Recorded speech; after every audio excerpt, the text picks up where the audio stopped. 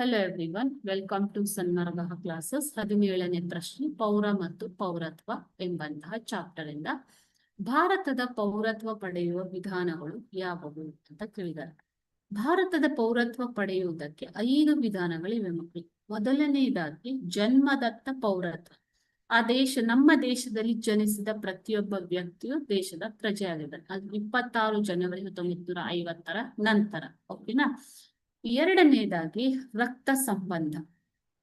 ರಕ್ತ ಸಂಬಂಧ ಅಂತಂದ್ರೆ ಏನು? ಒಬ್ಬ ವ್ಯಕ್ತಿಯು 26ನೇ ಜನವರಿ 1950 ನಂತರ ವಿದೇಶದಲ್ಲಿ ಹುಟ್ಟಿದ್ದು, ಆ ಸಮಯದಲ್ಲಿ ಆ ವ್ಯಕ್ತಿಯ ತಾಯಿ ಅಥವಾ ತಂದೆ ಭಾರತದ ಪೌರರಾಗಿದ್ದರೆ ರಕ್ತ ಸಂಬಂಧದ ಮೂಲಕ ಆತ ಭಾರತದ ಪೌರತ್ವವನ್ನು ಪಡೆಯುತ್ತಾನೆ. ಇದು ರಕ್ತ ಸಂಬಂಧ.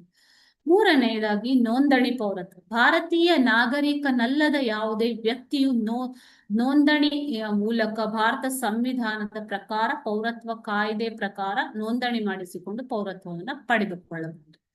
ನಾಲ್ಕನೆಯದಾಗಿ ಸಹಜೀಕೃತ ಪೌರತ್ವ. ಸಹಜೀಕೃತ ಪೌರತ್ವ ಎಂದರೆ ರಾಷ್ಟ್ರಾಧ್ಯಕ್ಷರಿಗೆ ಪೌರತ್ವಕ್ಕಾಗಿ ಪರಕೀಯರು ಅಂದರೆ ಅನ್ಯ ದೇಶದವರು ಅರ್ಜಿ ಸಲ್ಲಿಸಿ ಪೌರತ್ವವನ್ನು ಪಡೆದುಕೊಳ್ಳಬಹುದು. ಇಂಥ ಸಂದರ್ಭದಲ್ಲಿ ಅರ್ಜಿದಾರರು ಭಾರತದಲ್ಲಿ ಕನಿಷ್ಠ 7 ವರ್ಷಗಳ ಕಾಲ ವಾಸವಾಗಿರಬೇಕು. 7 ವರ್ಷಗಳ ಕಾಲ ವಾಸವಾಗಿ ಇರಬೇಕು.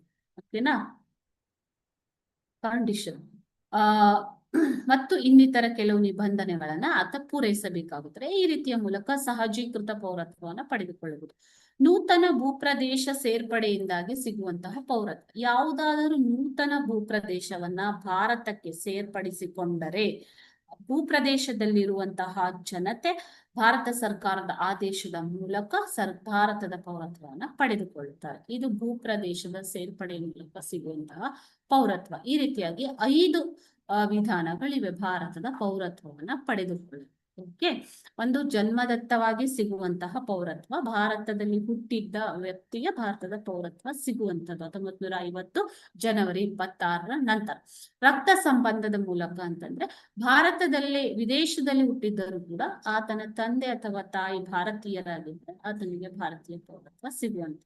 ನೋಂದಣಿ ಪೌರತ್ವ ಅಂತ ನೋಂದಣಿಯ ಮೂಲಕ ಅರ್ಜಿ ಸಲ್ಲಿಸಿ ಪೌರತ್ವವನ್ನು ಪಡೆಯುವಂಥದ್ದು. ಸಹಜೀಕೃತ ರಾಷ್ಟ್ರಾಧ್ಯಕ್ಷರಿಗೆ ರಾಷ್ಟ್ರಾಧ್ಯಕ್ಷರಿಗೆ ಪೌರತ್ವಕ್ಕಾಗಿ ಪರಕೀಯರು ಕೂಡ ಅರ್ಜಿ ಸಲ್ಲಿಸಬಹುದು. ಅದು ಸಹಜೀಕೃತ ಪೌರತ್ವ. ಆದರೆ 7 ವರ್ಷಗಳ ಕಾಲ ನಿರಂತರವಾಗಿ ಭಾರತದಲ್ಲಿ ವಾಸವಾಗಿರಬೇಕು. ಅದರ ಜೊತೆಗೆ ಕೆಲವೊಂದು ನಿಬಂಧನೆಗಳನ್ನ ಪೂರೈಸಬೇಕಾಗುತ್ತದೆ.